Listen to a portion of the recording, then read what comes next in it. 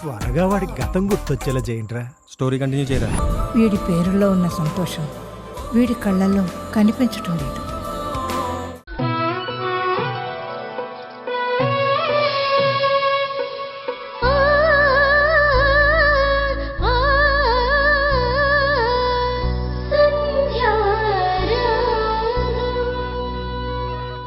అసలు నేను దేని గురించి వచ్చానో కూడా అది కూడా తెలుసుకోలేవా?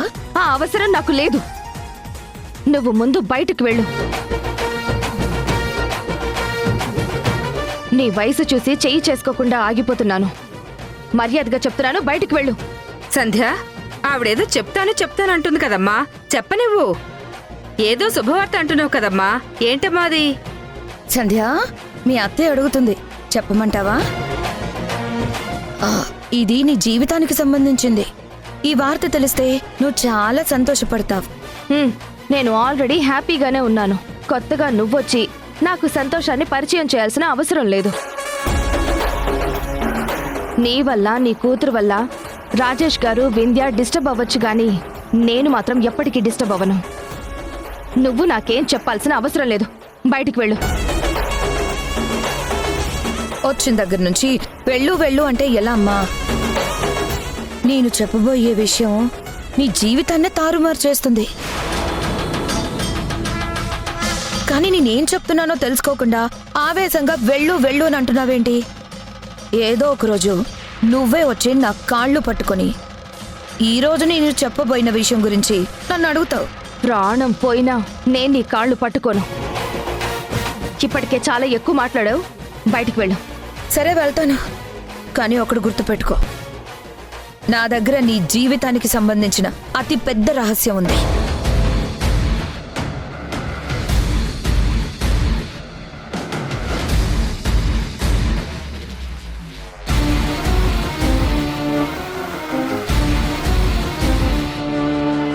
నీ కోడలికి కవల పిల్లలు పుట్టారే తల్లి.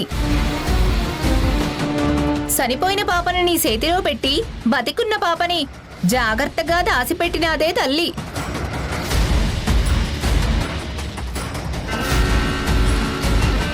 ఎప్పటికైనా ఆ రహస్యాన్ని బయట పెట్టేది నేనే. నువ్వు నా కాళ్ళ దగ్గరకు రావాల్సిందే. బాయ్. ఆగమ్మా, ఇందాకటి నుంచి ఏదో శుభవార్త అంటున్నావు.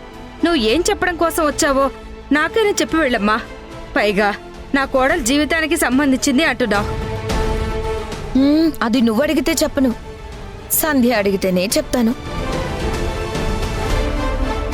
సంధ్య, ఇప్పటికైనా చెప్పమంటావా?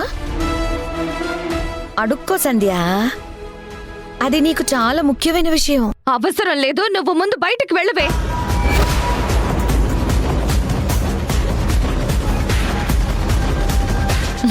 వెళ్తాను, ఖచ్చితంగా వెళ్తాను. కానీ కొన్ని రహస్యాలు ఎవరికైతే తెలియకూడదో వాళ్ళకే తెలిసాయి. నీ లైఫ్ని టర్న్ చేసే రహస్యం నాకు మాత్రమే తెలుసు.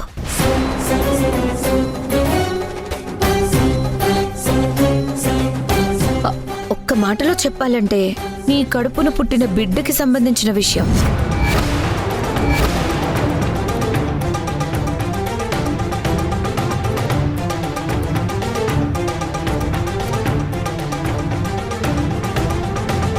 అమ్మా, నీ కడుపున పుట్టిన బిడ్డ గురించి అని అంటోంది. అవును, నాపమ్మా.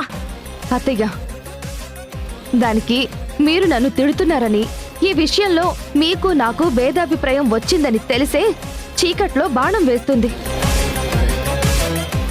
రాధిక మాటలు పట్టించుకుంటే మనం ప్రశాంతంగా ఉండలేం అత్తయ్య. అక్కడ వింధ్య జీవితంలోనూ ఇక్కడ నా జీవితంలోనూ ఏదో ఒక సమస్య తీసుకురావాలని ఆ తల్లి కూతుళ్ళిద్దరూ కలిసి ప్లాన్లు వేస్తున్నారు. మీరు అనవసరంగా రాధిక మాటలు పట్టించుకుని ఏమాత్రం డిస్టర్బ్ అవ్వద్దు ప్లీజ్ అత్తయ్య.